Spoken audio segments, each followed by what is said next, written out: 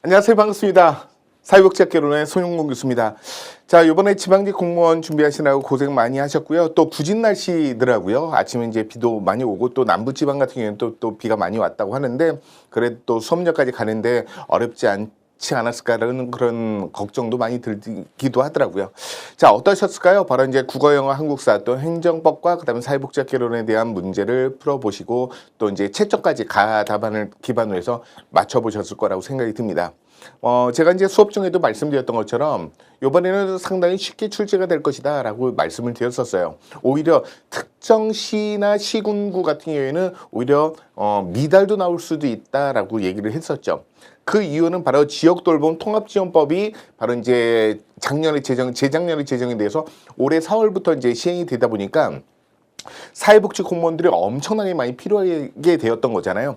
그래서 바로 전년 대비해서 바로 2배에서 크게는 4배까지 바로 이제 채용 인원이 이제 증원이 되다 보니까 또 사실 또 사회복지에 대해서 이제 좀 공무원 인기가 많이 떨어지는 그런 과정 속에서 바로 이제 채용 인원이 워낙 많아지다 보니까 사회복지학개론을 어렵게 출제를 할 수가 없는 거죠. 왜? 어렵게 출제를 하게 되면 채용 인원을 다 충족을 할 수 없기 때문에 이런 문제가 생기는 거예요. 그래서 당연히 시험은 쉽게 출제가 될 것이라고 예상을 했는데 너무 쉽게 출제가 되었죠. 그래서 내가 쉬우면 다른 사람도 다 쉬운 거예요. 그러면 결국에는 평균 점수는 올라갈 수밖에 없는 거죠. 자, 그래서 제가 볼 때는 이제 다른 과목은 잘 모르겠으나 사회복지학개론은 상당히 평이하고 난이도는 최하 수준이거든요. 지금까지 출제가 되었던 문제 중에서도 가장 쉽게 출제가 되었던 부분입니다. 최근 7년, 8년 동안에 가장 쉽게 출제가 되었던 것이 바로 올해 2026년도 지방직이라는 거예요. 그래서 평균 점수는 한 90점 또는 95점 정도가 될 것으로 예상이 됩니다. 그리고 별도의 어떤 그 신개념의 문제, 일명 우리가 이제 킬러 문항이라고 하는데 이번 2026년도 지방직에서는 신개념 킬러 문항을 아예 이제 찾아볼 수도 없었고요. 그리고 또 이제 과거에는 바로 이제 지역적이고 복합적이고 통합적인 형태의 문제가 출제가 되었다면 요번에 출제가 되었던 것은 상당히 단편적이고 단순하고 그다음에 가장 기초적인 문제 위주로 출제가 되었다는 것이 좀 특징이기도 하죠. 또한 과거에 출제가 되었다가 이제 거의 뭐 자취를 감췄던 그런 형태들이 다시 또 과거로 회귀하는 그런 느낌이 들었었습니다.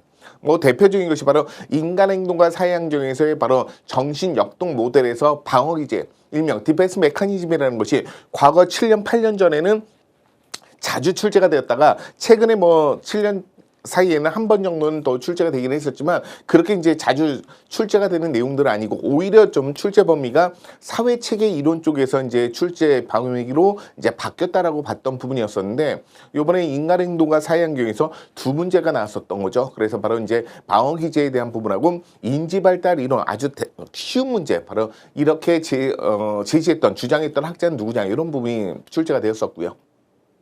그리고 또 사회복지 조사론을 좀 많이 출제가 되었었습니다. 보통 한 문제에서 두 문제 정도가 나오는데 이번에는 여러 번 문제가 출제가 되었던 거죠. 대표적인 것이 바로 이제 신뢰도와 타당도. 그건 제가 핵심 마무리 특강에서도 꼭 준비해 놓고 또 공부하셔라고 말씀드렸던 부분 요게 출제가 되었었고요. 그다음에 과거에 예전에 한 10년 이상 전에 한번 출제가 되었던 단일 사례 연구 설계 AP 설계에 대한 부분이죠. 요게 이제 새롭게 이제 출제가 되었던 부분입니다. 그러니까 전혀 이제 관심 영역 바깥에 있었던 것들이 이제 출제가 되었던 거죠. 다행히 바로 이제 핵심 마무리 특강에서도 이 AP 설계에 대한 바로 단일 사례 연구 설계에 대한 부분을 제가 이제 말씀드린 바는 있었습니다. 자, 그리고 좀 특이한 부분이 그래도 사회복지 실천 영역에서 대표적인 것은 바로 사회복지 실천론이잖아요. 그래서 보통 사례관리, 과정론, 면접론, 그다음에 관계론, 그리고 이제 사회복지 실천에 대한 통합적인 부분들, 바로 핑거사우 미난, 뭐 이제 콤튼과 갤러웨이 등등등 이런 것들이 이제 출제가 되는 것이 일반적인데 이번에는 사회복지 실천론에서 딱 한 문제만 나왔었죠. 그것도 과정론. 그 과정론에서 뭐가 나왔었습니까? 프로세스를 묻는 문제가 나왔죠. 어떻게 오셨어요? 바로 접수에서부터. 그리고 나서 바로 이제 자료를 수집하고 사정인데 자료 수집이라는 내용은 없었고요. 사정을 기반으로 해서 바로 자료 수집과 사정을 기반으로 해서 계획과 계약을 세우고 그리고 나서 그것을 가지고 개입, 실행에 옮기고 마지막에 평가 종결하는 부분이잖아요. 우리가 다 알고 있는 내용들. 자, 이런 아주 쉬운 문제가 출제가 되었던 부분이 되겠습니다. 자, 그래서 총 20문제 중에 사회복지 정책과 제도, 즉 정책, 법, 행정 영역에서 12문제가 출제가 되었었고요. 그 다음에 이제 사회복지 실천이죠. 인간행동과 사회환경에서 사회복지 조사론까지. 자, 이 중에서는 인행사하고 조사론 쪽에서 좀 출제 비중이 좀 있었습니다. 그래서 6문제. 그리고 마지막에 사회 서비스에서는 바로 아동에 대한 부분, 장애인에 대한 부분. 그래서 각각 한 문제씩 해서 2문제. 그래서 총 20문제로 구성이 되었던 부분입니다. 그렇다면 여러분들과 함께 빠르게 한번 진행을 해보도록 하겠습니다. 자, 첫 번째 문제 너무 쉬웠던 문제가 되겠죠. 바로 이제 사회복지 정책론에서도, 사회복지 실천론에서도, 사회복지 조사론 쪽에서도, 그리고 또 사회복지 행정론 쪽에서도 나오는 부분이 매슬로우에 대한 욕구 단계잖아요. 그래서 가장 욕구에 대한 강도가 가장 큰 것은 바로 이제 우리가 피라미드 삼각형에서 가장 넓은 면적을 차지하는 쪽이 가장 욕구에 대한 강도가 크다라고 강의 때 말씀을 드린 바 있었죠. 그래서 그것보다는 오히려 가장 단편적인 부분들 중에 바로 순서를 묻는 그런 문제가 되었었는데요. 맨 먼저가 바로 생리적인 욕구에서 안전, 그리고 소속과 사랑, 그리고 존중, 존경, 그리고 자아실현이라는 부분이었잖아요. 자, 매슬로가 초기 연구에서 제시하고 있는 5가지에 대한 욕구 위계론 중에서도 최상위의 단계에 해당되는 것은 무엇이냐? 당연히 자아실현 아니겠습니까? 그래서 너무 쉬웠던 부분. 그래서 자신감이 뿜뿜했던 그런 문제가 첫 번째가 바로 자아실현에 대한 부분이죠. 3번이 정답이 되겠죠.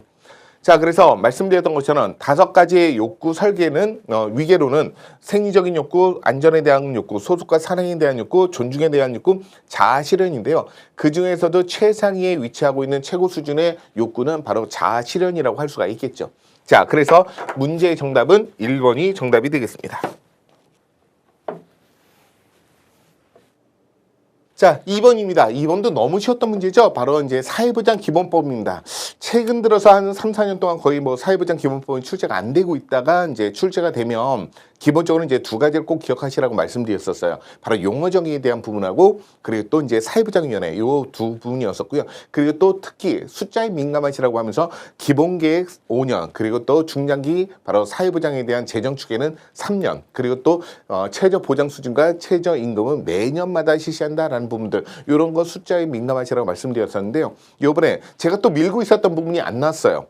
소득과 서비스, 사회보장에서의 소득과 서비스와 평생사회안전망에 대한 소득과 서비스 공통적인 단어를 묻는 그런 문제가 나올 가능성이 있다고 했는데 그것보다는 아주 기초적인 문제가 출제가 되었던 거죠. 사회보장에 대한 용어 정의. 자, 사회보장은 어떻게 되어 있느냐? 바로 이제 특히 사회보험 그리고 공공부조 사회 서비스를 묻는 것을 우리는 사회보장이라고 하는 거잖아요. 거기에 포함되지 않는 것을 묻는 그런 문제가 되었었습니다. 너무 쉬웠던 문제죠. 예. 그래서 바로 정답은 4번이 정답이 되겠죠.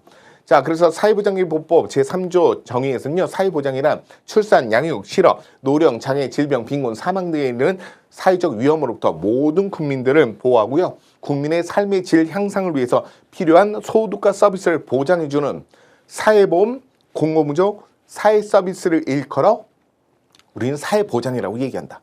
자, 그래서 요 내용들을 묻는 그런 문제가 되었었습니다. 어렵지 않았던 문제죠. 자, 그러면 자, 손해보험 회사의 어떤 책임보험은 어디서 나오냐면 사회복지사업법에서 사회복지사업법은 크게 4가지 형태가 있잖아요. 하나는 용어정의, 하나는 사회복지사 자격, 두 번째는 사회복지법인, 그리고 사회복지시설. 그 사회복지시설에서 시설의 운영자는요, 바로 이제 그 시설을 이용하시는 분들이나 시설에 입소하신 분들이나 또는 직원들의 안전사고에 예방하기 위해서 미리 바로 책임보험이나 책임공제에 가입하게끔 되어 있거든요.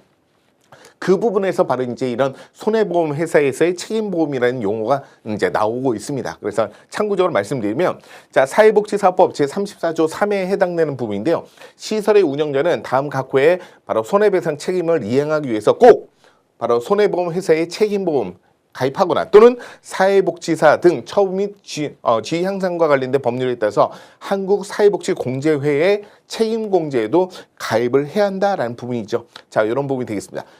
나중에 우리 이제 사회복지 공무원 되시면요, 이제 사회복지에서 자격을 갖고 있고 사회복지 현장 쪽에 계시는 거잖아요. 그렇기 때문에 한국사회복지공제에 가입하셔갖고요. 여기에서 또 여러 가지 보험들이 있거든요. 그거 되게 이율이 되게 높아요. 그래서 그거 꼭 가입하시기 바라겠습니다. 저도 사회복지에서 자격을 갖고 있지만 사회복지 현장에서 근무하는 건 아니기 때문에 이 공제에 가입할 수가 없어요. 그래서 여기 공제에 가입하면 이제 공무원이 되시면 여기 가입하셔갖고 바로 이제 이율이 높은 그런 보험에 한번 가입해 주시는 것도 도움이 될 것 같습니다. 나중에 그렇게 해보시면 될 것 같고요. 지금 시설의 운영자는 이렇게 책임보험이나 책임공제에 가입을 해야 된다. 이런 내용이 되어 있습니다. 자, 그리고 세 번째도 뭐 어렵지 않았던 부분들인데 조금 생소했던 부분이기도 했죠. 자, 국민기초생활보장법상의 급여에 대한 결정, 실시 등에서 사용할 수 있는 바로 산출할 수 있는 금액이 바로 소득 인정액인데 그 소득 인정액이 포함되지 않는 것은 무엇이냐라는 부분으로 제가 소득 인정액에서 뭐 얘기했었습니까? 개별 가구에 대한 소득 평가액과 그리고 재산에 대한 소득 환산액. 자, 재산의 산, 소득 환산의 산, 산산이 모르면 산산이 조각이 난다 이런 얘기를 드린 바가 있었잖아요. 자, 그 부분 쪽에서 출제가 되지 않을까 싶었었던 부분이었는데 오히려 이제 그 소득에 포함되는 것과 그렇지 않은 것들 이거는요 일반 상식에서 푸셔야 되는 겁니다. 일반 상식. 그래서 근로소득, 사업소득 그리고 뭐 재산소득, 이전소득 이런 것들은 다 이 소득 인정 안에 포함되는 그런 소득에 해당되는 부분이고요. 자, 생계급여에 대한 소득. 즉 생계급여는 뭐죠? 국민기초생활보장법상에 바로 내가 받게 되는 보충급여의 한 형태가 바로 생계급여잖아요. 생계급여는 소득으로 보지 않습니다. 즉 공공부조에서의 그 부분들 기초연금에서의 기초연금, 장애인연금법상의 장애인연금 이런 거는 바로 공공부조는 그 재원이 다 조세 즉 세금으로 구성되어 있단 말이죠. 세금에다 또 소득을 산정한다는 것 자체는 말이 안 되죠. 그렇기 때문에 상식선에서 푸시면 도움이 되실 것 같았습니다. 그래서 옳지 않은 것 즉 소득으로 인정할 수 없는 것은 바로 생계급여에 대한 소득에 해당되는 4번이 정답이 되겠죠. 자, 그래서 국민기초생활보장법상에서는 소득 인정액에 대한 산정 시에 실제 소득의 유형에는 근로소득, 사업소득, 재산소득, 이전소득 등이 포함되고 있고요. 자, 반면에 생계급여에 대한 소득은요, 이렇게 바로 공공부조에서 지급되는 부분이고요. 생계급여는 소득 산정의 대상이 될 수가 없다라는 부분이죠. 왜? 그 재원이 다 세금으로 되어 있기 때문에 세금을 소득으로 볼 수는 없는 거잖아요. 그렇기 때문에 바로 이렇게 이제 수급자분들이 받게 되시는 그 급여는 이렇게 소득으로 볼 수가 없다 이런 얘기입니다. 자, 그리고 또 너무 쉬웠던 문제죠. 자, 인지발달에 대한 이론인데요. 그 인지발달 이론을 주장했던 학자는 누구냐라는 부분이죠. 너무 쉬웠던 부분. 자, 사회복지를 전공하지 않은 사람마저도 풀 수 있는 그런 아주 기초적인 문제가 되겠죠. 자, 스키너는 누굽니까? 조작적 조건 형성을 제시했던 바로 행동주의 이론과 관련된 부분이잖아요. 그리고 또 로저스는 칼 로저스라는 사람은 바로 현상학 이론이라는 기반을 통해서 바로 인본주의를 기반으로 했던 거잖아요. 인간은 누구나 자신이 갖고 있는 잠재 능력을 갖고 있기 때문에 그 잠재 능력을 최대한 10분 발휘할 수 있도록 그 사람이 주도할 수 있도록 그냥 그 길을 열어주라는 거잖아요. 예. 오히려 그것을 바로 전문가가 주도를 해버리면 그 사람이 갖고 있는 잔존 가치까지도 훼손시켜버리는 문제가 있기 때문에 그 사람이 갖고 있는 잠재 능력을 최대한 발휘할 수 있도록 본인이 주도권을 가질 수 있도록 해주자. 이게 바로 이제 인본주의와 관련된 칼 로저스의 현상학 이론에 해당되는 부분이고요. 그리고 에릭슨 바로 이제 프로이트의 제자 아니겠습니까? 그래서 바로 스승보다 더 훌륭한 제자가 되었던 거죠. 자, 인간의 어떤 생애 주기를 바로 프로이트는 바로 우상해하는 부분들. 그래서 바로 영아기에서부터 바로 청소년기까지를 바로 우상화하기 때문에 이걸 성장이라고 봤던 부분이고 이게 바로 이제 구항남장생이라고 해서 구강기에서부터 생식기까지 총 5가지를 제시했던 거죠. 그렇지만 그 에리스는 바로 이제 심리학자인데 우하향하는 이런 노화에 대한 부분들도 인간이 갖고 있는 생애 주기에서의 바로 성장의 한 영역이다라고 하면서 조금 더 크게 확대를 했던 거죠. 그래서 청년기, 중년기, 노년기까지 총 3가지를 더 추가시켜서 바로 영아기에서부터 노년기까지 모든 스펙트럼을 가지고 바로 이제 스케줄을 만들었던 사람이 바로 이제 에릭슨이 되겠습니다. 자, 에릭슨하면 심리사회 이론 되겠죠. 자, 그래서 대표적인 인지이론 또는 인지발달 이론의 대표적인 학자는 바로 피아제라고 할 수가 있겠습니다. 그래서 정답은 4번이죠. 자, 피아제는요, 인지 구조에 대한 발달 과정을 바로 이렇게 감각 운동기, 전조작기, 그리고 구체적 조작기, 그리고 형식적 조작기라는 4가지의 발달 단계로 가지고 또 설명했던 학자가 바로 피아제 아니겠습니까? 그래서 인지 발달 이론의 대표적인 학자는 바로 피아제가 되는 거죠. 자, 반면에 스키너는 말씀드렸던 것처럼 바로 조작적 조건 형성을 제시했던 바로 이제 행동주의 이론이죠. 자, 그래서 바로 인간의 행동을 내면의 마음이 아니라 오히려 외부 환경의 자극에 의해서 그리고 또 보상에 의해서 이루어지는 것이다 라고 하면서 이렇게 외부 환경 쪽에 이제 포커스를 맞춘 것이 바로 조작적 조건 형성, 바로 이 스키너가 되겠습니다. 그 다음 번째는 바로 이제 로저스, 칼 로저스는 인본주의 이론이죠. 자, 인간은 누구나 스스로 성장할 수 있는 잠재 능력, 이 잔존 능력과 잠재 능력을 갖고 있기 때문에 그 클라이언트가 주체가 되고 긍정적인 노력을 할 수 있도록 서포트를 해주라는 거예요. 예, 이것을 바로 전문가가 주도를 해버리면 그 클라이언트가 갖고 있는 잔존 능력이나 잠재 능력이 훼손시켜버리는 문제가 생길 수 있으니 그 클라이언트가 주체가 되어서 자신의 능력을 10분 발휘할 수 있도록 해주자. 이게 바로 이제 인본주의에 해당되는 부분이었죠. 그리고 에릭슨 심리사회 이론이죠. 바로 이제 인간이 갖고 있는 성격을 평생에 걸쳐서 발달한다. 그래서 심리라는 바로 이제 과거에 대한 부분. 그리고 또 이제 사회라는 바로 이제 환경에 대한 부분. 자, 그래서 현재와 과거 그리고 그 사람이 갖고 있는 내면과 환경에 대한 부분을 모두 다 통합하는 이런 형태로 이제 접근했던 것이 바로 심리사회 이론 아니겠습니까? 그래서 사회적 관계, 문화적인 환경의 발달에 큰 영향을 미쳤던 것이 바로 이 에릭슨의 심리사회 이론이 되겠죠. 자, 그 다음에 다섯 번째, 사회복지에 대한 제도적 관점의 반대말은 뭐죠? 자녀적인 관점 또는 보충적 관점이죠. 그럼 자녀적인 관점하고 보충적 관점, 즉 제도적인 관점하고 관련된 부분을 했던 주장했던 학자가 누구죠? 바로 웰렌스키 르보잖아요. 웰렌스키 르보는 보충적 모형과 제도적 모형 또는 자녀적 모형과 제도적 모형이라는 표현을 썼던 거잖아요. 그 두 가지의 이분법적인 부분으로 사회복지의 모형을 제시했던 사람이 바로 웰렌스키 르보죠. 그래서 그것에 대한 기준은 뭐였었습니까? 자녀적인 모형, 즉 제도적인 보충적인 모형과 자녀적인 모형과 제도적인 모형에 대한 그 기준이 되는 것이 뭐였었어요? 빈곤에 대한 책임, 빈곤에 대한 원인이죠. 그래서 자녀적이고 보충적인 형태에서의 바로 빈곤에 대한 책임을 그 개인의 나태함과 무지함과 바로 이제 이 부분에서 나타나게 된다는 거잖아요. 그래서 그 사람이 스스로 노력하지 않고 나태하고 무지하고 그다음에 게으르기 때문에 본인 스스로 바로 빈곤을 자초했다라고 생각하는 것이 바로 이런 부분들. 그러니까 처음부터 도와줄 필요가 없다라고 보는 거죠, 국가는. 그래서 본인과 그다음에 가족이 시장 안에서 자신의 능력을 최대한 발휘하고 그럼에도 불구하고 부족한 부분이 있으면 그때 국가가 도와주겠다는 것이 바로 자녀적이다 또는 보충적인 관점에 해당되는 부분이고요. 그래서 일명 선별주의라고 얘기하는 거죠. 자, 반면에 제도적인 관점에서는요, 빈곤에 대한 책임이 개인의 어떤 나태함과 무지함과 게으름이 아니라 그 사회 구조의 문제로 발생을 했다라는 거죠. 그래서 누구든지 언제든지 빈곤을 추락할 수 있는 여지가 있기 때문에 이런 환경과 사회 구조적인 문제이니까 국가가 적극적으로 도와줘야 된다는 거죠. 그래서 이 사람들의 개인의 어떤 잘못이 아니라 사회 구조로 이 사람들이 빈곤에 처해 있을 수 있기 때문에 그것을 정상으로 바라보는 부분들입니다. 그렇기 때문에 국가가 먼저 적극적으로 개입할 수 있는 것. 그래서 모든 국민들을 대상으로 하고 있으니 보편주의라고 얘기할 수가 있겠죠. 그걸 머릿속에서 기억하시면서 문제를 풀어나가시면 정답을 골라낼 수가 있습니다. 자, 그래서 사회복지 제도적인 관점에 대한 설명인데요. 그 설명으로 옳지 않은 것을 골라내는 부분이잖아요. 자, 사회복지에 대한 수혜 대상을 요보 대상자로 국한해다. 자, 요보 대상자로 국한하는 것은 뭡니까? 바로 이게 자녀적인 거죠. 그리고 보충적인 거죠. 자, 이렇게 자녀적이고 보충적인 관점이 바로 일명 우리가 선별주의라고 하는 거잖아요. 선별주의. 근데 제도적인 관점은 보편주의이기 때문에 그래서 옳지 않은 것은 1번이 정답이 되겠죠. 자, 그러면 제도적인 관점, 즉 보편주의와 관련된 부분 한번 같이 보도록 할게요. 자, 2번에 현대사회에서 가족과 시장은 제 기능을 적절히 수행할 수 없는 필연적인 한계가 있다. 자, 이런 표현들이 있었죠. 그래서 그 전제로 하고 있다라는 부분들 말씀드린 바 있었고요.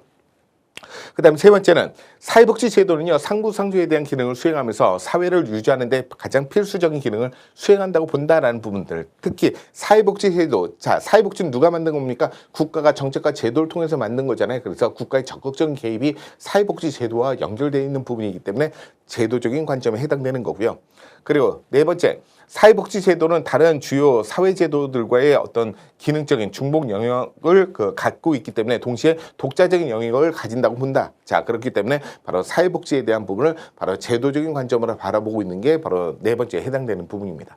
그래서 2번과 3번과 4번은 모두 다 제도적인 관점이라고 한다면 1번은 자녀적이고 보충적인 관점에 해당되는 부분이 되겠죠. 그래서 바로 옳지 않은 것은 1번이 정답이 되겠습니다.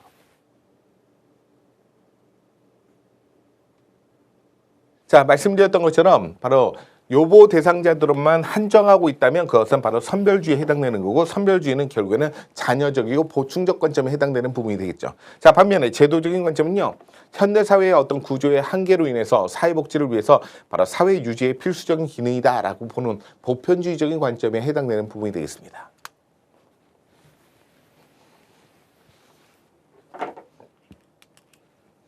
자, 다섯 번째, 너무 쉬웠던 문제죠. 그래서 이제 특히 장애인 복지 쪽에서 가장 많이 출제가 되는 것은 장애인 복지에 대한 이념 또는 모델, 이게 가장 많이 나온다. 그래서 이념하면 뭐 정상화, 탈시설화, 그리고 또 뭐 자기 결정, 그리고 또 사회 통합, 또 이제 뭐 지역 사회, 뭐 이런 부분들이 있었잖아요. 자, 그럼 모르는 자립생활에 대한 부분들, 이런 부분들이고, 그리고 또 이제 모델 같은 경우는 개별적인 모델하고 사회적 모델, 이런 부분에서 사회적 모델이 좀 더 긍정적인 표현이다, 이런 부분이었었죠.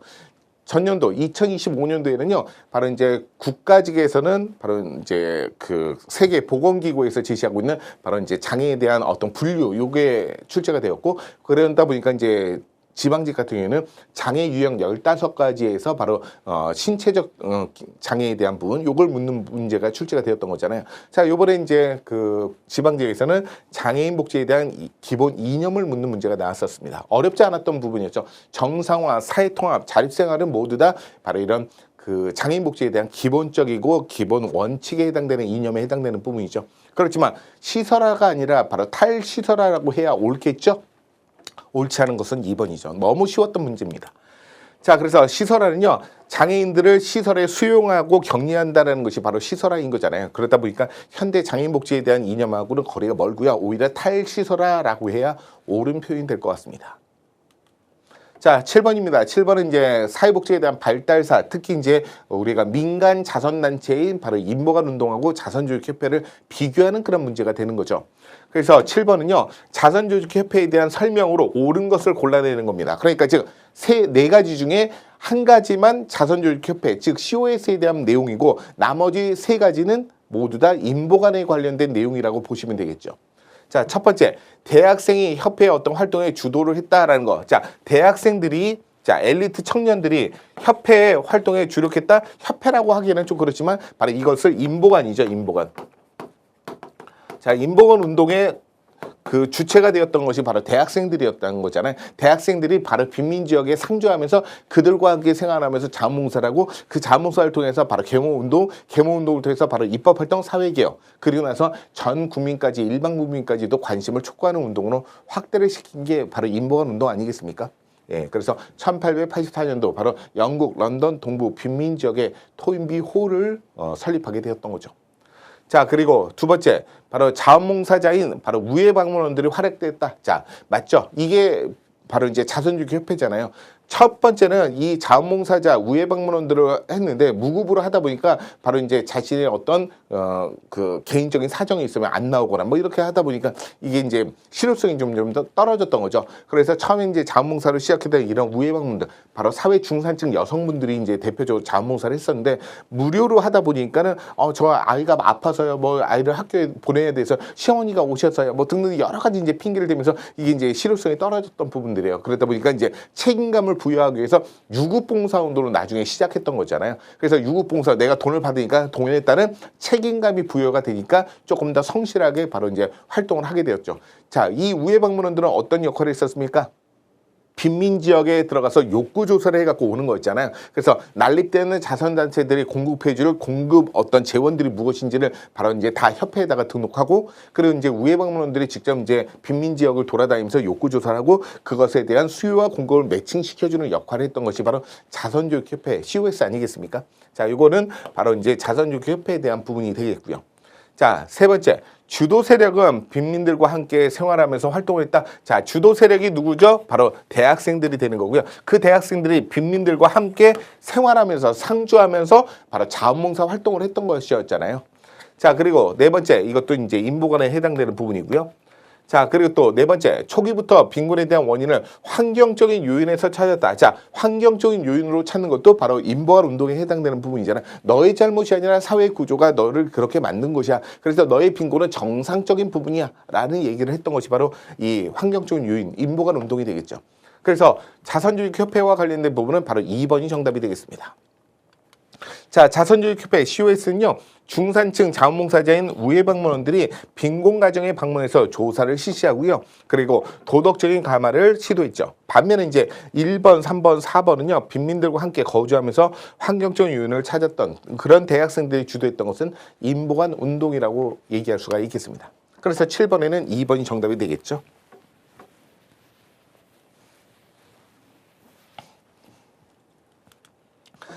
자, 그 다음 번째는 이제 사회복지 실천론 쪽에 바로 과정론에 해당되는 문제가 딱 한 문제가 나왔던 거예요. 보통 여기서 4문제에서 6문제가 나오는 부분인데 요번 지방제에서는 한 문제밖에 출제가 되지 않았다는 거예요. 좀 특이한 부분이죠. 그래서 그 중에서도 과정론에서는 바로 프로세스를 묻는 문제가 가장 기초적인 문제가 출제가 되었던 겁니다. 자, 사회복지 실천 과정에서 그 단계를 순서대로 바르게 나열한 것은 무엇이냐. 자, 이 단계를 처음 설명했던 사람이 누굽니까?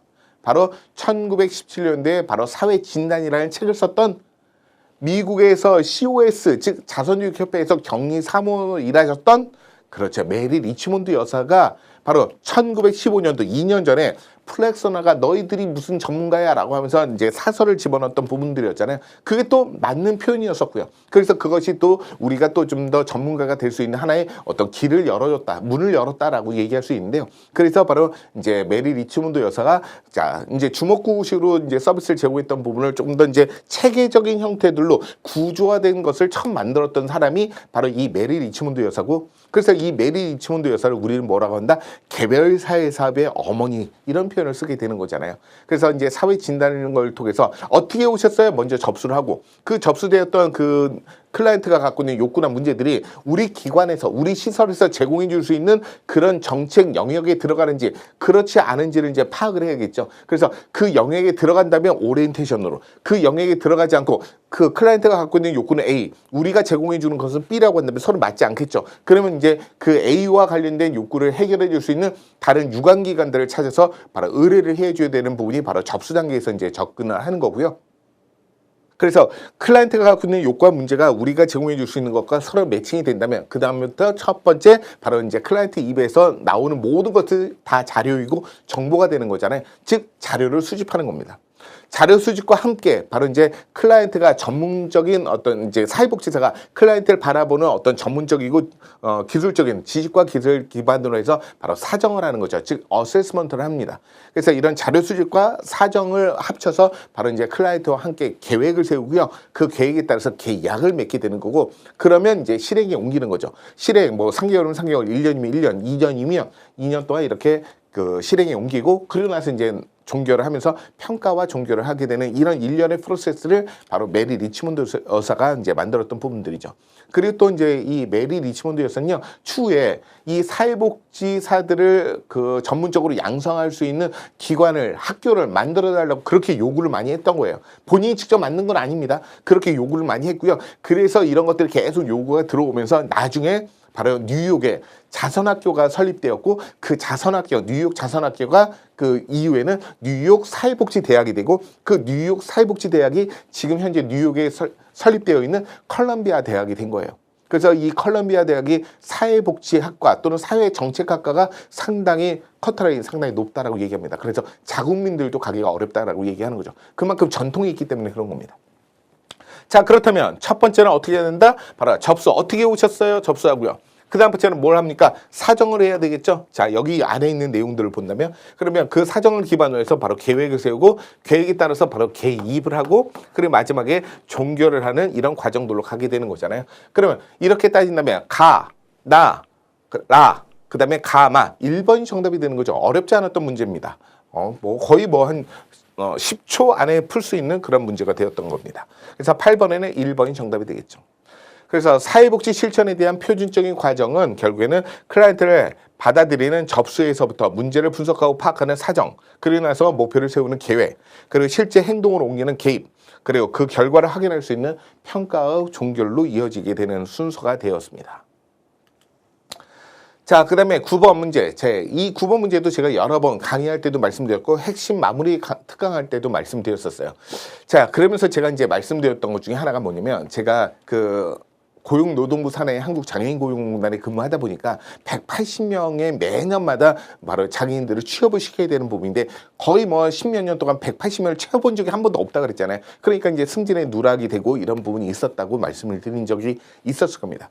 자, 그런 중에 바로 장애인분들 중에는요, 경증장애인이 있고 중증장애인이 있는데 경증장애인분들은 장애가 경미하니까 모시고 추천을 하면 바로 이제 바로바로 취업될 가능성이 매우 높고요. 그러니까 나의 노력과 수고는 덜하면서 그것에 대한 효과를 높일 수 있는 가장 효율적인 방법은 경증장애인들이 취업이 가장 높다는 거죠. 자, 반대로 중증장애인분들은 아무래도 이제 장애 상태가 중증이다 보니까 모시고 가거나 추천을 받아도 바로 성공할 확률이 거의 많지 않다는 거죠. 그러다 보니까 시간과 노력을 많이 했는데도 그 결과가 좋지 않으니까 그런 분들한테는 좀 취업에 대한 서비스를 조금 더 배제하고 오히려 경증장애인 위주로 취업을 시키려고 하는 것이 바로 이 목표관리제, 목표가 할당이 되다 보니까 그 목표를 채우려다 보니 나에게 유순하고 나에게 도움이 되고 나의 실적을 채우는 데 있어서 도움이 될 수 있는 클라이언트에게 먼저 서비스를 제공해 주고 오히려 나의 노력과 시간과 비용이 많이 들어간 사람은 스킵해버리고 바로 이런 분들이 오히려 또 취업에 더 목말라 있고 더 절실한 분일 수도 있는데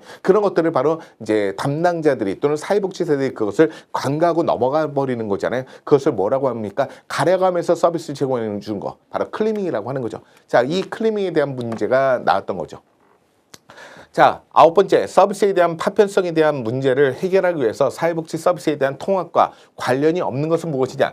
자, 서비스가 파편성이 있다는 것은 바로 서비스가 분절되어 있다는 거잖아요. 파편. 자, 유리가 접시가 딱 떨어뜨리면 깨지면서 쫙 퍼지잖아요.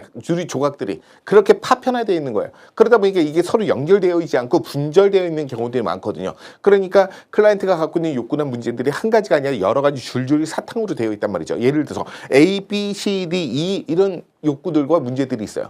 그러면 A를 해결하려면 여기 가서 했던 얘기를 또 하고 또 문제를 해결하려면 B라는 관련된 기관에 가서 또 얘기하고 또 C라는 문제를 해결하려면 또 저기 가서 또 얘기를 하고 했던 얘기를 반복적으로 가면서 해야 되니까 얼마나 불편하고 시간 낭비가 많겠습니까?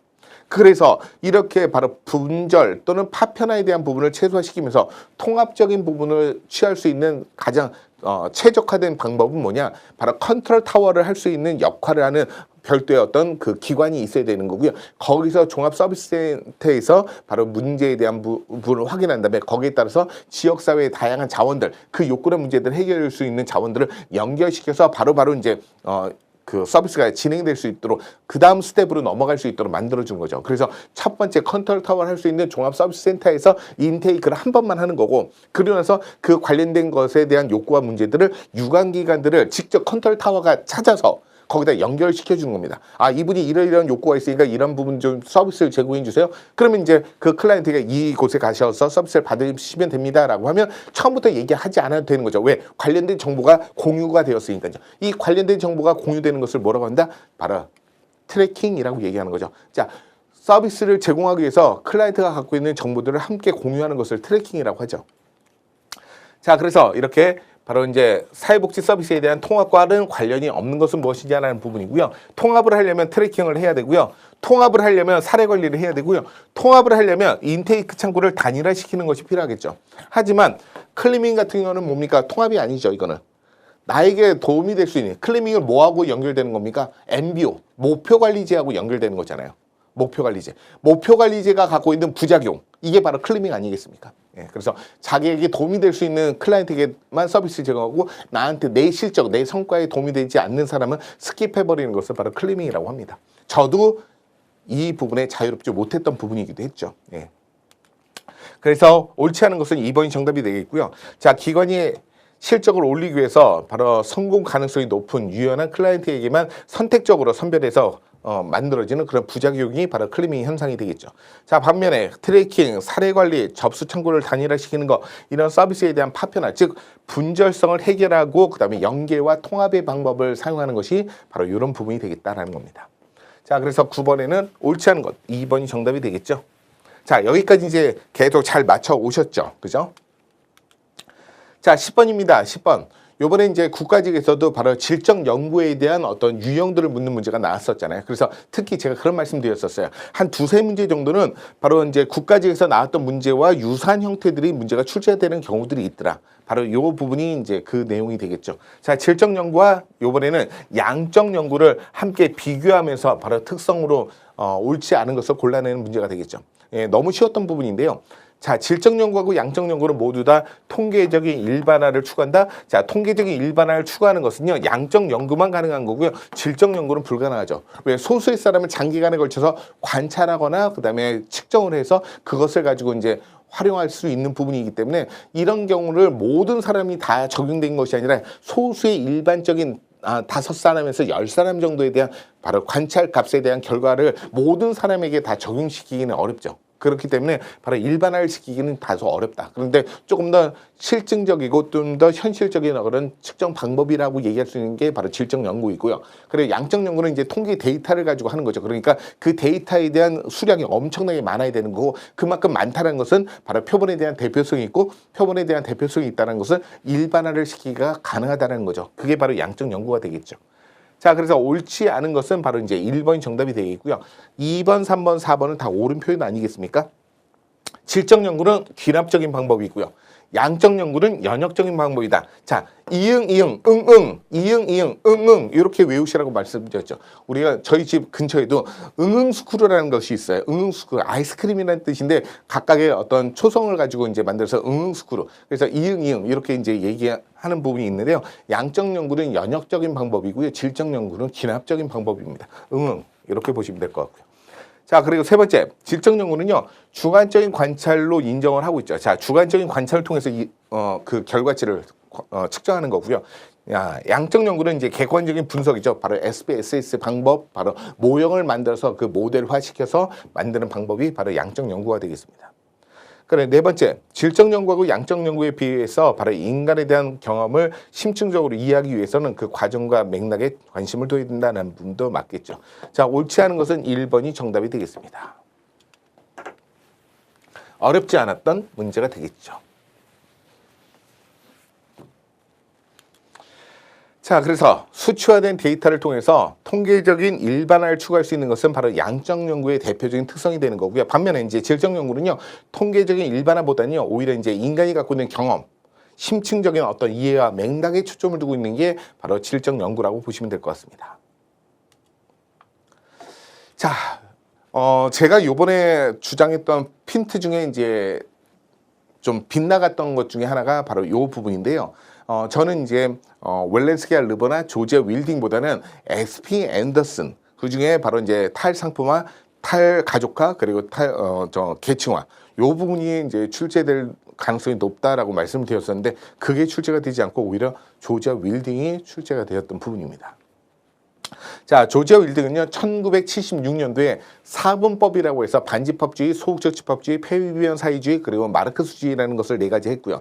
그리고 1990년대 초반에 바로 이제 고르바초프가 바로 소비에트 연방이 이제 붕괴가 되고 이제 옐친이 그걸 이어서 바로 이제 지금의 러시아가 되었던 거잖아요. 그래서 기존에 있었던 1976년도에 만들었던 사분법으로는 적용하기가 좀 다소 어려웠던 거예요. 그래서 바로 1996년도에, 94년도죠. 1994년도에 이 사분법을 6분법으로 확대를 했죠. 그러면서 2가지를 더 추가시켰던 겁니다.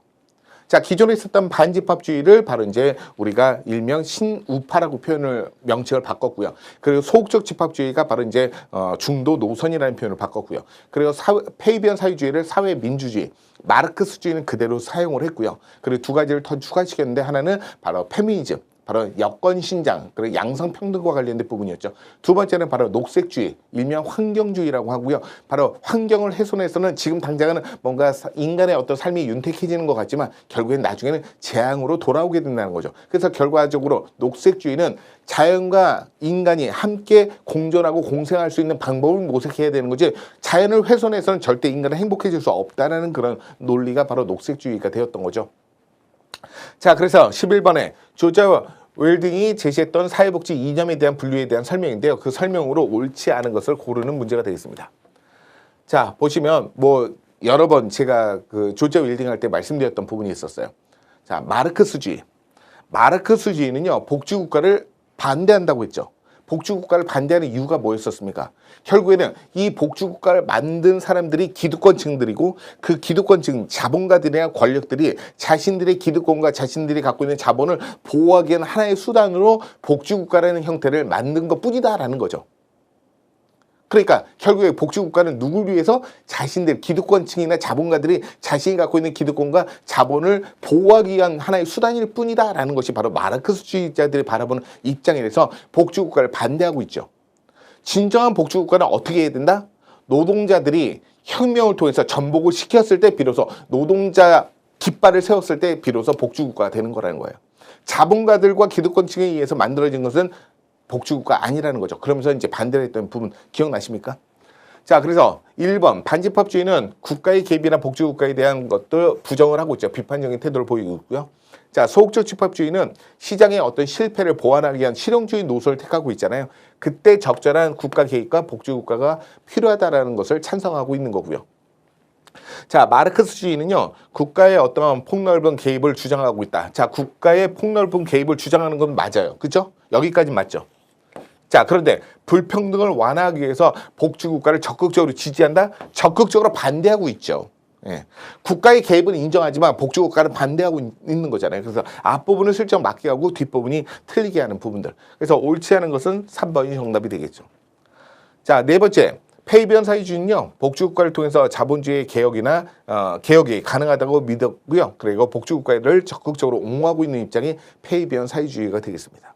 그래서 이 부분에서 잘못된 부분이 되겠습니다. 그래서 11번에는 3번이 옳지 않은 것으로 정답이 되는 거죠. 여기까지도 쉬웠습니다. 그죠?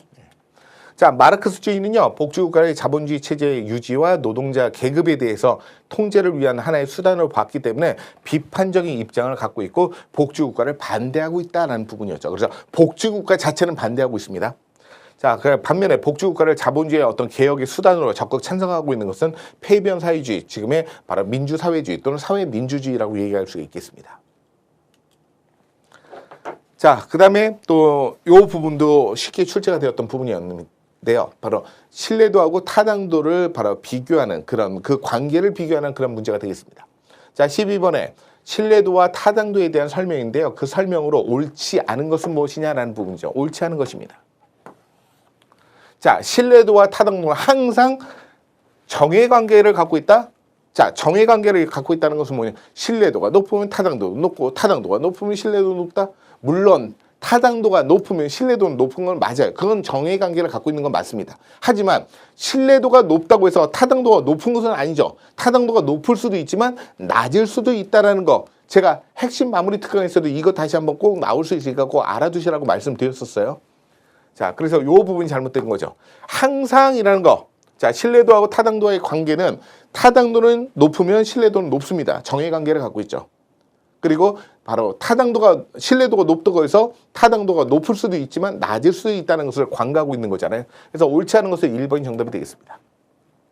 자, 반면에 바로 옳은 표현들을 보게 되면요. 2번에 측정 도구는 정확한 측정을 하는 거. 자, 정확한 측정을 하기 위해서 타당도하고 신뢰도를 모두 다 확보하는 것이 좋겠죠. 그러니까 지금 바로 측정 도구에 신뢰도하고 타당도가 검증된 그런 측정 도구를 사용하는 것이 가장 바람직하다는 거예요. 그러면 우리가 신뢰도를 다른 말로 뭐라고 한다고 그랬죠? 일관성이라고 했었고요. 타당도를 다른 말로 뭐라고 했었죠? 정확성이라고 했었죠. 자, 그 부분도 이렇게 출제가 되었던 겁니다. 자, 보시면 자, 신뢰도는 측정 도구가 측정하고자 하는 그 현상을 일관되게 측정하고 있는지에 대한 정도를 보는 것. 자, 일관성을 얘기하는 거죠. 신뢰도는 일관성입니다.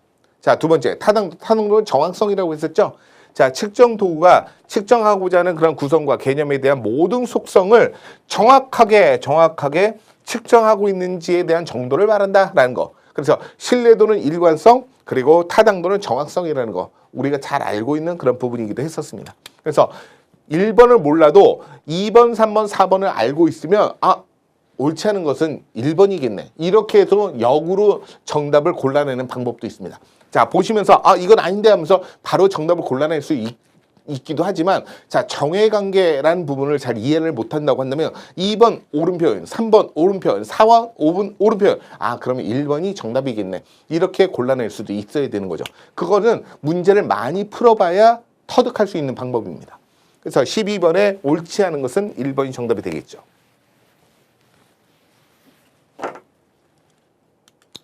자, 보시면요. 신뢰도가 높다고 해서 반드시 타당도가 높은 것은 아니기 때문에 그렇습니다. 그래서 항상 정해관계를 갖고 있다라고 얘기할 수 없다는 얘기예요. 자, 일관되게 엉뚱한 대상을 측정하고 있다면 신뢰도는 높을 수 있지만 타당도는 오히려 낮을 수 있기 때문에 항상 정해 비례관계를 성립하지는 않는다는 거죠. 어느 부분입니까? 자, 아까 말씀드렸던 것처럼 타당도가 높으면 당연히 신뢰도는 높습니다. 자, 그런데 자, 신뢰도가 높다고 해서 타당도가 항상 높은 것은 아니라는 거죠. 자, 낮을 수도 있다는 거예요. 이거 알고 있으면 문제 정답을 골라내는데 어렵지 않다는 거죠. 그래서 타당도가 높으면 당연히 신뢰도가 높습니다. 정해관계를 갖고 있죠. 하지만 신뢰도가 높다고 해서 타당도가 높다라는 정해관계뿐만 아니라 바로 부해관계도 갖고 있는 거잖아요. 예, 높거나 또는 낮을 수 있기 때문에. 그렇기 때문에 항상 정해관계를 갖고 있다라는 것을 성립할 수가 없다는 얘기입니다.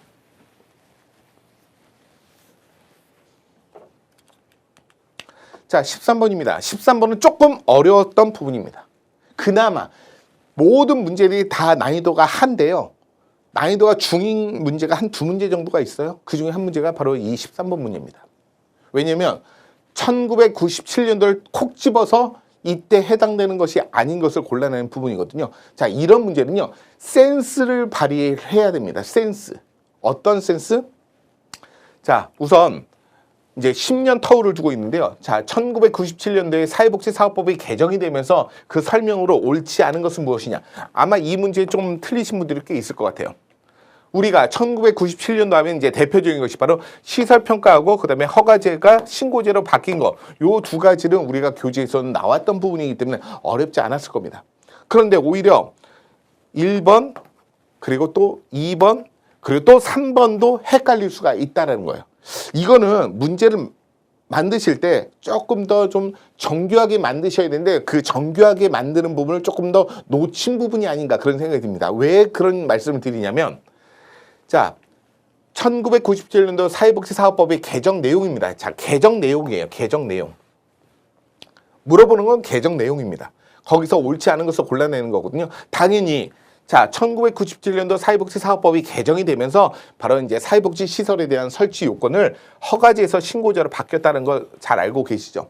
자, 두 번째, 이거 하나 좀 알아두셨으면 좋겠습니다. 그 전까지는 사회복지 법인만 사회복지 시설을 설치 운영할 수 있거든요. 또는 국가 및 지방자치단체가 할 수 있었는데 1997년도에 사회복지사업법이 개정이 되면서 이제 개인도 법인이 아닌 개인도 사회복지 시설을 설치할 수 있도록 바로 그 폭을 넓혀준 거예요. 자, 여기서 개인도 사회복지 시설에 대해서 설치를 하거나 운영을 할 수 있도록 가능하게 해줬다는 것도 1997년도에 개정된 내용 중에 한 부분이거든요. 요게 이제 언급되어 있지 않아서 요게 좀 헷갈릴 수도 있었을 것 같고요. 자, 그런데 3번 보시면요. 어디서 헷갈리냐면 자, 우리가 정기적으로 시설평가를 받잖아요. 그 시설평가 정기적으로 받는 건 몇 년마다? 3년마다. 근데 그 정기적으로 시설평가가 언제부터 시작을 했습니까? 시행은 1999년도부터 시행을 했단 말이죠. 그래서 약간 좀 정교한 부분이 좀 떨어진 부분이 이런 부분이 있는 거예요. 왜?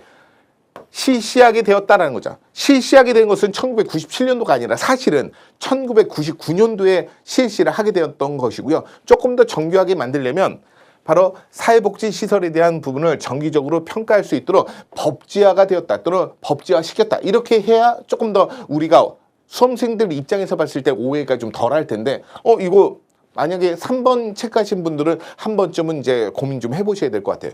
왜냐하면 개정된 내용은 실시할 수 있도록 만들어주긴 한 겁니다. 개정 내용에서는.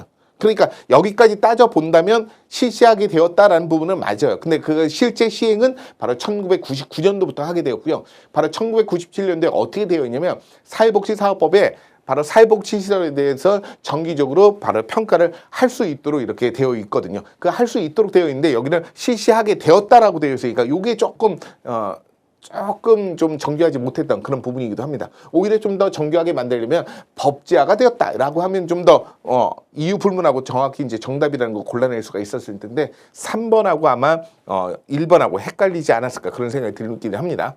그래서 이런 부분들 때문에 요게 조금 좀 아쉬운 부분이기도 하죠. 자, 원칙적으로 본다면 이제 개정 내용 안에는 되어 있기 때문에 그거는 옳은 편입니다. 거기에는 여하 불문하고 다 옳다라고 보시면 될 것 같고요. 1번.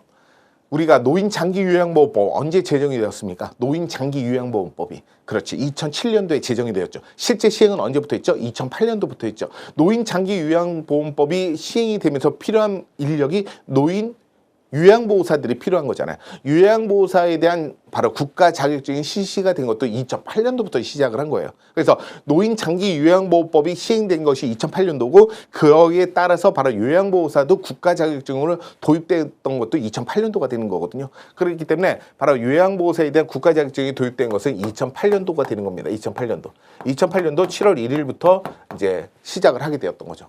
그래서 1997년도에 있었던 부분들과 그 다음에 2008년도에 노인장기요양보호법이 제정 이후에 시행된 것과 함께 요양보호사 국가자격증도 도입이 되었었어요. 그때 당시에는 1급, 2급으로 되어 있다가 그 등급제가 폐지가 되고 지금 이제 요양보호사라는 형태로 하나로 이제 통합이 되었던 부분이긴 한데요.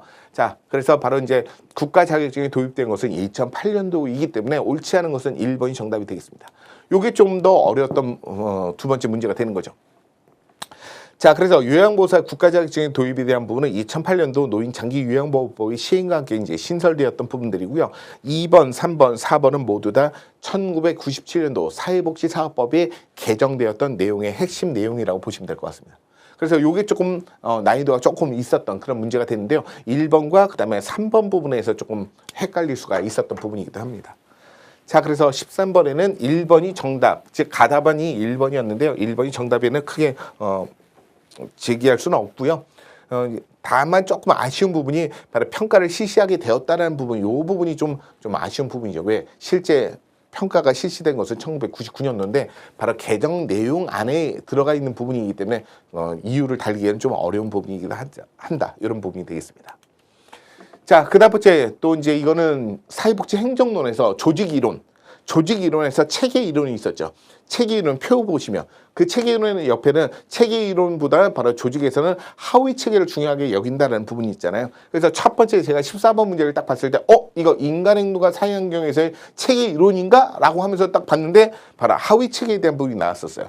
그러면서 이것을 인간행동과 사회환경 영역이 아니라 이거는 바로 사회복지 행정론 조직 이론과 관련된 부분의 체계 이론에 대한 영역이다. 거기에 대한 키워드는 여기 있었죠. 조직의 하위 체계를 물어보는 부분이잖아요. 조직의 하위 체계. 인간행동과 사회행동은 그 개인에 대한 심리와 관련된 부분이고 조직의 하위 체계는 이거는 사회복지 행정론 쪽에 해당되는 부분이겠구나.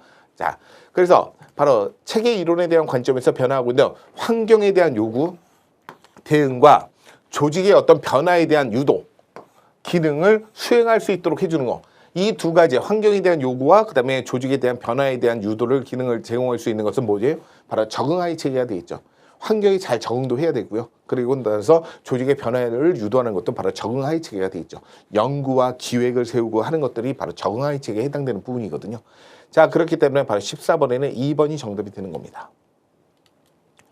자, 그래서 외부 환경에 대한 변화를 감지하고 그리고 나서 연구도 하고 개발도 하고 기획을 통해서 조직을 좀 더 유연하게 변화될 수 있도록 유도하는 것이 바로 적응하위 체계이기 때문에 그렇습니다. 그렇기 때문에 14번에는 바로 적응하위 체계가 되겠다. 자, 1번의 생산하위 체계는 서비스를 제공해 주는 부분이고요. 유지하위 체계는 조직을 안정화시키는 부분에 포커스를 맞추고 있는 거고요. 경계하위 체계는요. 조직과 외부 환경과의 연결이라는 부분이죠. 자, 연결과 관련된 부분이 되겠습니다. 그렇기 때문에 14번에는 2번이 정답이 됩니다.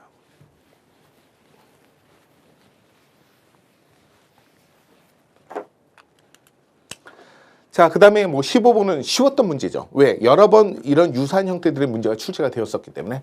자, 리더십 이론에 대한 설명인데요. 그 설명으로 옳지 않은 것을 고르는 문제가 되겠습니다. 자, 특성 이론은 뭐예요? 바로 타고 태어나는 것이다라는 거죠. 그래서 바로 일반인과 구별되어서 타고난 어떤 개인적인 특성과 자질을 갖고 있다. 그래서 일명 특성 이론을 다른 말로 자질 이론이라고도 하는 거잖아요. 자, 그리고 두 번째 상황 이론에서 따르면 바로 효과적인 리더십은요. 과업에 대한 성격, 구성원에 대한 특성, 다양한 상황적 요인들에 따라서 달라진다. 뭐 어렵지 않았죠. 네, 3번 보시면요. 자, 블레이크하고 머튼이 제시했던 관리격자 이론에 따르면 중도형, 즉 5.5형 바로 리더의 어떤 업무 수행에 있어서 가장 효과적이다라는 거. 가장 효과적인 것은 중도형이 아니라 T명이라고 해야 옳겠죠? 그렇기 때문에 옳지 않은 것은 바로 3번이 정답이 되겠습니다. 자, 그리고 피들러가 제시했던 상황 적합 이론에 따르면요, 바로 집단 상황이 호의적이거나 또는 비호의적인 상황에서 과업지향적인 리더십이 더 효과적이다라는 부분들, 자, 이런 부분이 있었습니다. 자, 그래서 15번에 옳지 않은 것은 3번이 정답이 되겠습니다.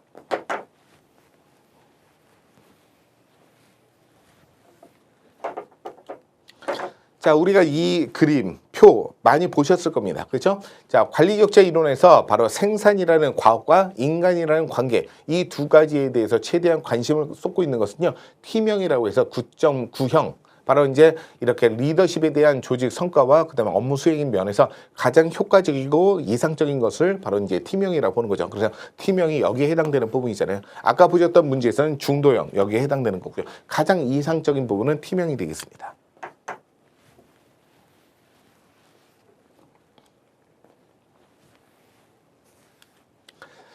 자, 그 다음 번째는요, 16번. 이제 새롭게 이제 나왔던 부분이죠. 물론 뭐 한 번도 출제가 되지 않거나 그런 것이 아니라 과거에는 출제가 된 적이 있었어요. 한 번. 그리고 나서 이제 장시간 동안 출제가 안 되다가 좀 다시 한번 또 이제 부활을 했던 부분인데요. 뭐 어렵지 않았던 부분입니다. 우선 단일 사례 설계에 대한 부분 중에서도 AP 설계에 대한 설명인데요. 그 설명으로 옳지 않은 것을 골라내는 부분이 되겠죠. 자, 단일 사례 설계는 뭡니까? 통제 집단이 없이 실험 집단만을 가지고 할 때 바로 단일 사례 설계라고 하는 거죠. 자, 단일 사례예요. 그러니까 실험 집단만을 가지고 있고 통제 집단이 없으니 비교 대상이 없으니까 개입했다가 중단했다가 개입했다가 중단했다가 하면서 바로 실험에 대한 어떤 효과를 측정하려고 하는 것이잖아요. 자, 그래서 일반적으로 AP 설계보다 바로 인과적인 관계를 더 갖추게 되었다는 거죠. AP 설계보다 좀 더 한 번 더 업그레이드가 된 것이 바로 AP 설계니까 인과적인 관계를 더 갖추었다라고 얘기할 수가 있겠고요. 그리고 이 단일 사례 설계 중에는 바로 이렇게 개입에 대한 효과를 검증하기 위해서 통제 집단을 별도로 설정하지 않았다는 거죠. 그래서 단일 사례라고 표현하고 있습니다. 그래서 첫 번째 개입전, 자, 첫 번째 개입전을 뭐라고 합니까? A라고 하죠. 이것을 우리가 일명 기초선이라고 하잖아요. 자, 그리고 첫 번째 개입, 중단 후에, 자, 개입입니다. 개입은 B이고 B를 우리는 개입이라고 하죠. 자, 그래서 첫 번째 개입 전과 개입 중단 이후에 각각의 기초선을 설정하는 거 맞죠? 그래서 각각의 A 기초선 중단하면 바로 다시 기초선이 되고, 그리고 다시 또 개입을 하면 B 개입이 되는 거잖아요. 그래서 기초선 개입 전과 개입, 그리고 나서 중단해서 바로 이제 기초선 다시 한번 또 개입하는 이것을 반복하고 있는 것을 우리는 AP 설계라고 합니다. 자, 옳지 않은 것은 4번인데요. 어느 부분이냐면, 자, 첫 번째 개입. 자, 첫 번째 개입. 첫 번째 개입이 어디예요? B죠. B가 바로 개입이잖아요. 그리고 두 번째 기초선. 두 번째 기초선이 뭐예요? A죠. 이게 기초선이 있잖아요. 두 번째 기초선. 자, 그런데 첫 번째 개입의 효과가 두 번째 기초선부터 끝까지 지속이 된다면 개입에 대한 효과가 있다고 볼 수 있다? 그렇게 볼 수는 없죠. 개입이 이루어졌으니 줄어들었다가 중단을 해버리면 오히려 늘어나거나 또는 뭐 이제 지속될 수가 있긴 하겠죠. 그렇죠? 그런데 여기서는 끝까지 지속된다라고 한다면 바로 개입에 대한 효과를 있다라고 볼 수 있느냐? 그렇지는 않다는 거예요. 그러면 그 내용들을 제가 그림을 그려서 한번 말씀 한번 드려보도록 할게요. 자, 옳지 않은 것은 4번입니다.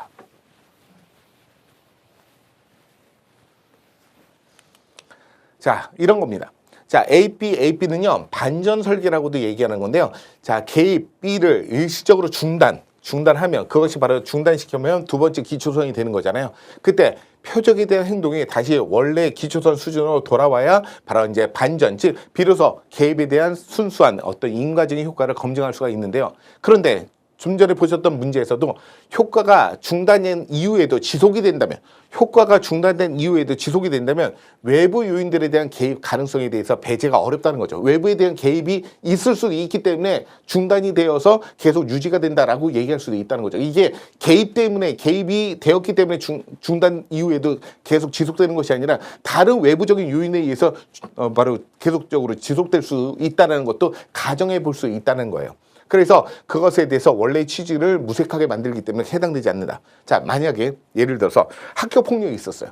학교 폭력이 막 이렇게 있었는데 학교 사회복지사가 개입 이후에 학교 폭력이 줄어들었어요. 자, 이건 개입입니다. 줄어들었죠. 자, 줄어들고 나서 바로 중단을 시켰어요. 자, 다시 중단을 시킨 겁니다. 중단시켰더니 다시 학교 폭력이 고개를 슬쩍 들면서 이렇게 이어지게 되는 거죠. 자, 그리고 나서 다시 개입을 또 다시 두 번째 개입을 해니까 학교 폭력이 완전히 줄어들었다라는 부분을 한다면 이거는 AP 설계에 대한 개입의 효과를 검증하는 데 도움이 될 수가 있다는 거죠. 그런데 이게 그대로 그냥 이어진다고 한다면 이것이 개입 이후에 중단되었을 때도 지속된다면 이것은 바로 다른 외부적인 개입에 대한 가능성도 배제할 수가 없다는 거예요. 다른 이유 때문에 바로 이제 계속 유지되거나 그다음에 지속될 수도 있다는 것도 우리가 배제할 수 없다. 그렇기 때문에 해당되지 않아서 바로 4번이 옳지 않은 것으로 정답이 되는 겁니다. 자, 그래서 이렇게 제가 표를 통해서 한번 그림을 그려서 말씀을 좀 드려봤습니다. 자, 17번. 말씀드렸던 것처럼 우리가 과거에는 인간 행동과 사회 연결에서 디펜스 메커니즘이라고 하는 방어 기제가 자주 출제가 되었다가 지금은 이제 출제에 대한 패턴이 완전히 바뀌어서 이제 사회 체계 형태들로 이제 나오고 있는데 다시 과거의 방어 기제에 대한 부분이 출제가 되었던 부분이기도 합니다. 자, 그래서 방어 기제에 대한 설명인데 옳지 않은 것은 무엇이냐라는 부분이에요. 자, 억압은 무의식 속에서 밀어내는 것을 억압이라고 했고요. 투사는 뭐예요? 상대방 탓으로 돌리는 것을 얘기하는 거잖아요. 그런데 억압된 행동을 사회적으로 용인된 바람직한 행동으로 표출하는 것을 뭐라고 합니까? 이것을 승화라고 하는 거죠. 승화. 그렇죠? 바람직한 행동으로 보이는 거. 그래서 방어 기제는 보통 자신의 어떤 그 자아를 보호하기 위해서 이 무의식적으로 만들어지는 그런 행동들이 바로 우리가 알고 있는 방어 기제 있잖아요. 근데 대부분 부정적인 경우에 방어 기제를 많이 사용을 하는데 긍정적인 형태의 대표적인 것이 바로 승화 아니겠습니까? 그래서 승화, 사회적으로 용인 또는 바람직한 행동으로 표출되는 것은 바로 승화가 되겠습니다. 그래서 옳지 않은 것은 바로 2번이 정답이 되겠고요. 반동 형성은 뭐예요? 바로 마음과 행동이 반대되는 그런 모습을 보이는 것을 반동 형성이라고 하고요. 퇴행이라는 건 뭐예요? 바로 우리는 앞으로 계속 전진해 가면서 이제 성장 발전을 해 가는데 오히려 아이가 있는데 또 동생이 태어났을 때 엄마 아빠의 관심을 받기 위해서 아이로부터 엄마 아빠의 관심을 받기 위해서 다시 옹알이를 한다든가 또 손가락을 빤다든가 대소변을 가리지 않는다든가 이런 모습들을 보이는 것을 우리가 퇴행이라고 하는 거잖아요.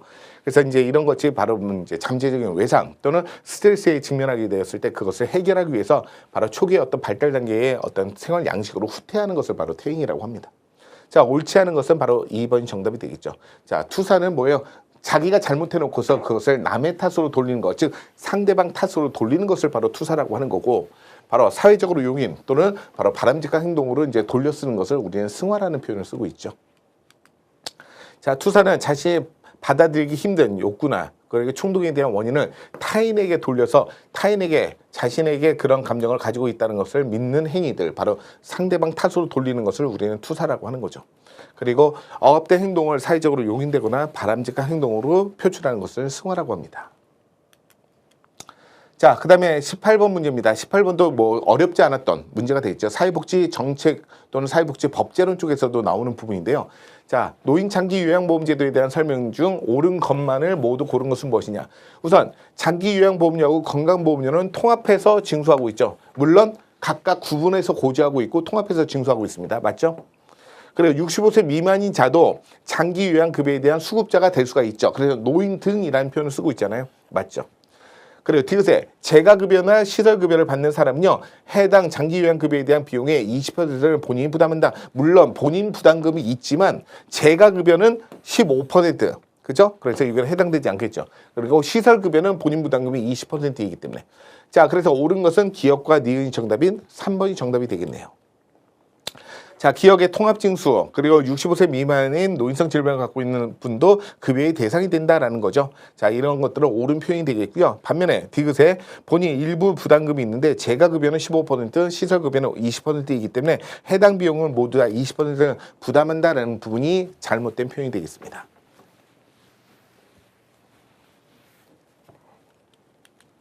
자, 19번 문제도 상당히 쉬웠던 문제예요. 그리고 핵심 마무리 특강에서도 제가 아동 복지 시설에 대한 부분 얘기하면서 요번에 2025년도에 새롭게 하나 또 추가됐던 것이 바로 협동 돌봄센터가 추가가 되었다는 거 말씀드린 바 있었어요. 핵심 마무리 특강 때. 자, 이게 이제 나왔던 거죠. 자, 아동복지법상 아동복지 시설에 대한 설명인데 옳은 것만을 모두 고른 것은 무엇이냐. 다행히 바로 이제 혹시 이걸 잘 몰랐다고 보면 아동 양육시설과 자립지원시설 이 두 가지, 그럼 기억 니은을 찾을 때는 기억 니은이 없으니 다행히도 바로 기억 니은 디귿을 찾는 데 도움이 됐겠죠. 왜 그러냐면 청소년 쉼터 우리가 많이 배웠죠. 어디서 나옵니까? 그렇죠. 청소년 복지지원법에서 바로 청소년 복지시설 4가지가 있잖아요. 청소년 쉼터, 청소년 자립지원관, 청소년 회복지원시설, 청소년 치료재활센터. 4가지는 청소년 복지지원법에 해당되는 부분이니까 이건 골라내는 데는 어렵지 않지 않았을까 생각이 듭니다. 그래서 기억, 니은, 디귿 3번이 정답이 되는 거죠. 말씀드렸던 것처럼 청소년 쉼터는 청소년 복지지원법에 해당되는 부분이고요. 그리고 아동 양육시설, 자립지원시설, 바로 협동 돌봄 센터 이 부분은 바로 아동복지 시설에 해당되는 부분이 되겠습니다. 그 외에도 이제 공동생활가정, 아동보호 치료 시설, 그리고 이제 지역 아동센터 등도 모두 다 아동복지 시설에 해당되는 부분이죠. 자, 마지막 20번 문제입니다. 마지막 20번 문제는요. 사회복지사업법에서도 나오고 우리가 지역사회복지론 쪽에 사회복지관 그 중에서도 바로 이제 우선지원 대상이라는 부분을 말씀드린 바 있었어요. 그래서 사회복지관에서 사회복지 서비스에 대해서 우선 제공받을 수 있는 지역 주민들을 모두 고르면이라는 건데요. 왜냐하면 사회복지관에서 이제 예산 범위 안에서 서비스를 제공하다 보니까 물론 모든 주민들을 우선 서비스를 받을 대상이긴 하지만 그래도 정말 필요로 하는 사람들을 먼저 제공해주고 남는 예산이 있을 때 이제 일반 주민들까지도 확대해주는 부분이거든요. 거기서 우선 제공될 대상들은 누구냐라는 그런 부분입니다. 우선 국민기초생활보장법상의 수급자 또는 차상위 계층, 장애인, 노인, 한부모, 그리고 다문화 가족, 그리고 직업과 취업 알선이 필요한 분들 이런 모든 분들이 다 이제 우선 지원이 필요한 분들이 되시는 거거든요. 그래서 기억, 니은, 디귿이 정답인 4번이 정답이 되겠습니다. 말씀드렸던 것처럼 사회복지관의 어떤 서비스 우선 제공에 대한 대상 지역 주민들은요. 기초수급자, 차상위 계층, 장애인, 노인, 한부모, 다문화 가족, 취업발전, 경제적인 자립에 지원이 필요한 분들이 모두 다 바로 이제 이렇게 사회복지관에 대한 사회복지 서비스의 우선 지원 대상이 되는 겁니다. 참고적으로 보면요. 이 사회복지사업법 제34조의 5에 해당되는 부분인데 바로 우선 제공해 줄 수 있는 기준들을 보게 되면 바로 이제 수급자와 차상위 계층 그래 장애인, 노인, 한부모, 다문화 가족, 그리고 직업과 취업 알선이 필요한 분들, 보호와 교육이 필요한 유아, 아동, 청소년 그 밖에라는 부분이죠. 자, 이런 식으로 이제 문제를 풀어가게 되는데 조금 난해했던 문제는 한 2문제 정도가 있어서 난이도는 한 중 정도가 되고요. 나머지 18문제는 난이도가 다 하래서 바로 평균 한 90점에서 95점 정도가 예상이 되고 있는 부분입니다. 자, 모두 다 잘 풀어보셨을 거라고 생각이 들고요. 잠시 쉼을 이제 택하시면서 조금 지금까지 바쁘게 달라오셨으니까 좀 쉴 때는 좀 쉬시고 영화도 좀 보시고 또 여행도 가실 분들은 가시면서 주사위는 던져졌으니까 지금 좀 더 마음 편하게 좀 기다리셨다가 그 다음에 이제 필기 합격이 되면 그 다음에 면접까지 준비하시는 시간을 가지셨으면 좋겠습니다. 자, 이렇게 해서 바로 기출 해설 모두 마치도록 하겠습니다. 수고하셨습니다.